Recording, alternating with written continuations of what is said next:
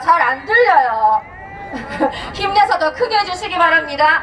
다음 분 말씀 청해 보도록 하겠습니다. 현 인재대 법학과 교수님이시고요.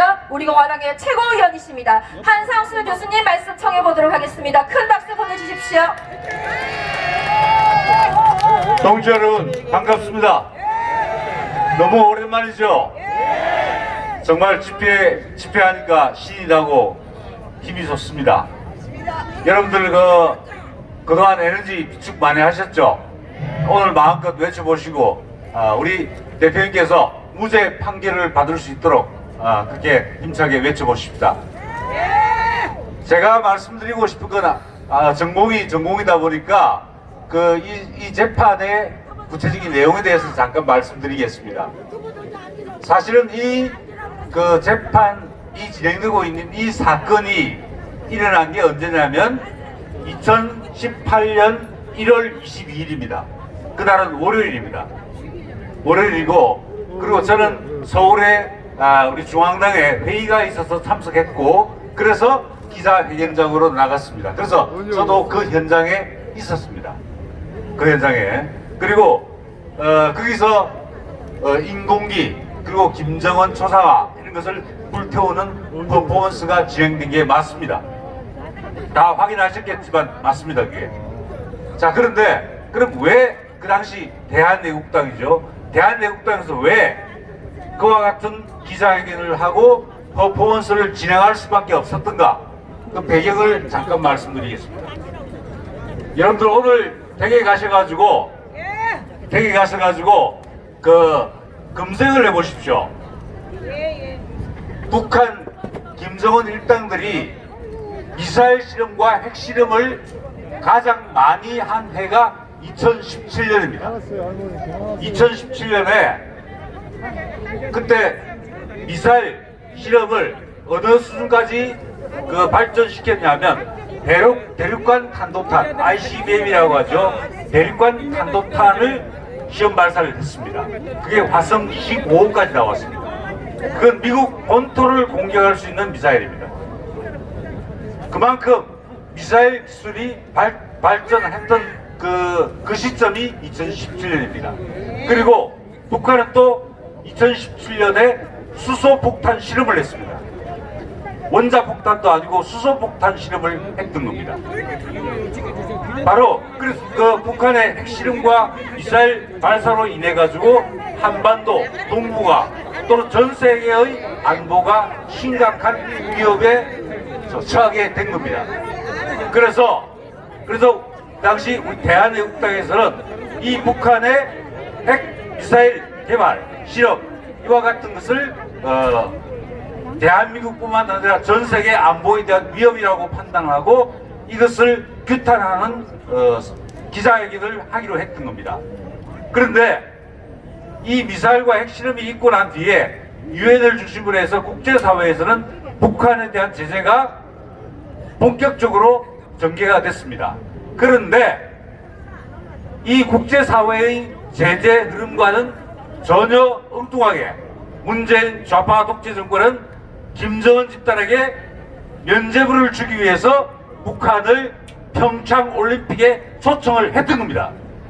그래서 우리 대한애국당에서는 바로 현송월이 방문하는 것, 그리고 북한이 평창 올림픽에 참가하는 것이 결과적으로 북한의 핵도발, 미사일 도발을 용인하는 것이 된다라고 보아서 그래서 우리는 규탄 기자회견을 가졌던 겁니다. 그래서 서울역 앞에 모여가지고 저희들은 기자회견문을 낭독하고 그리고 화형식을 진행시켰던 겁니다. 그런데 그 장소에는 우리 당에서 준비해간 소화기들이 다 있었습니다. 전혀 화재의 염려도 없었고 뭐 다른 질서를 파괴하거나 하는 그런 우리가 전혀 없었습니다. 그런데 거기 둘러싸고 있던 경찰들이 우리가 그 화형식을 진행하는 과정에서 그 소방시설을 가지고 우리에 대해서 폭력적으로 사실은 대응을 했습니다. 그래서 사실은 그 분말이 날리고 이렇게 해가지고 좀 일순간 약간 혼란에 빠지기도 했는데, 그런데 전반적으로 경찰이 개입하지 않았더라면 지극히 평화적인 기자회견이었습니다.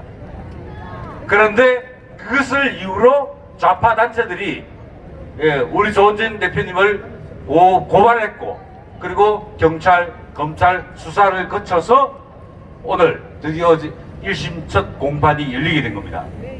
그러면 이걸 법적으로 어떻게 평가해야 되느냐? 사실은 지금 그 검찰에서 내세우고 있는 그 죄목이 바로 집회 및 시위에 관한 법률 그 규정 가운데서 미신고 집회에 해당한다.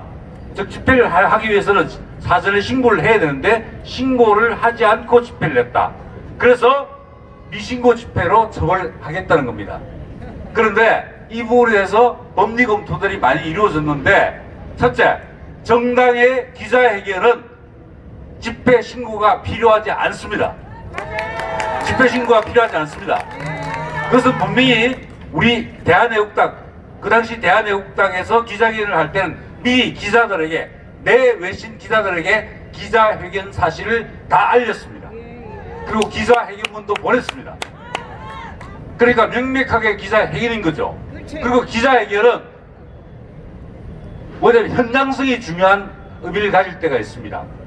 현송월이 서울역에서 출구로 빠져나오니까 그 현장에서 우리 기자회견을 한 겁니다.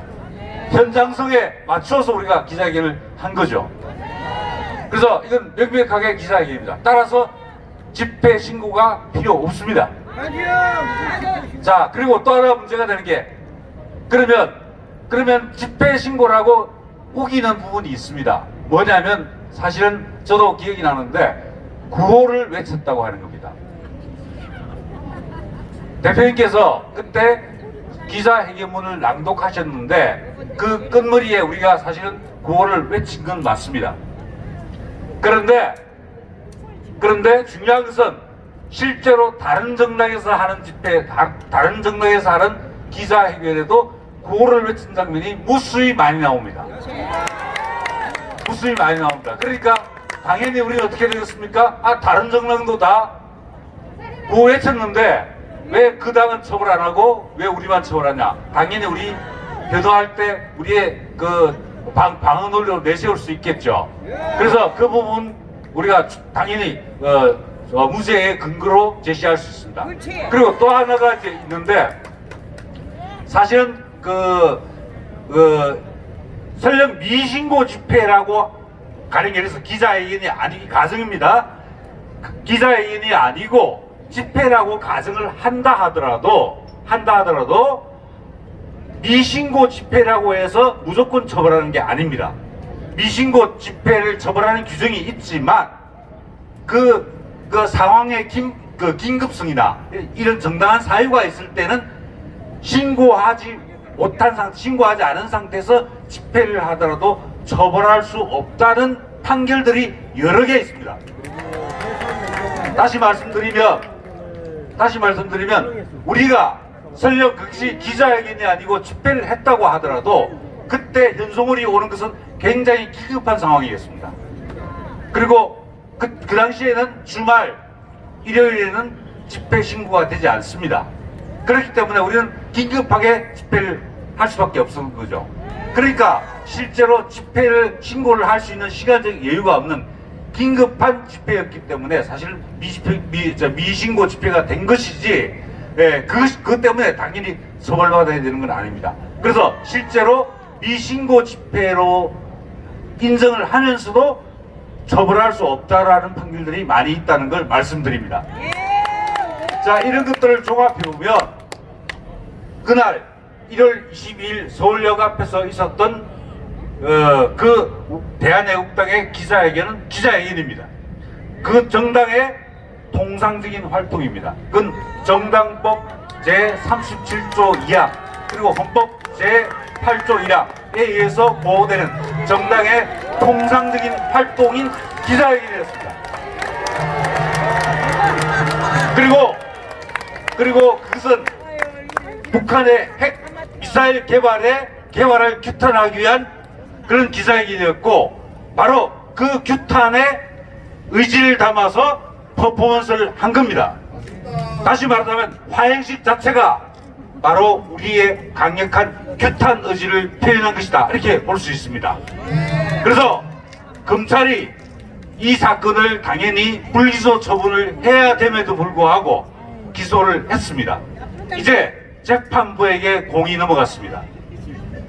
이 재판부가 지금까지 제가 말씀드린 이런 실체적 진실과 그리고 법리들을 정확하게 적용해서 조원진 대표님께 대하여 무죄 판결을 내려줄 것을 강력하게 요구합니다.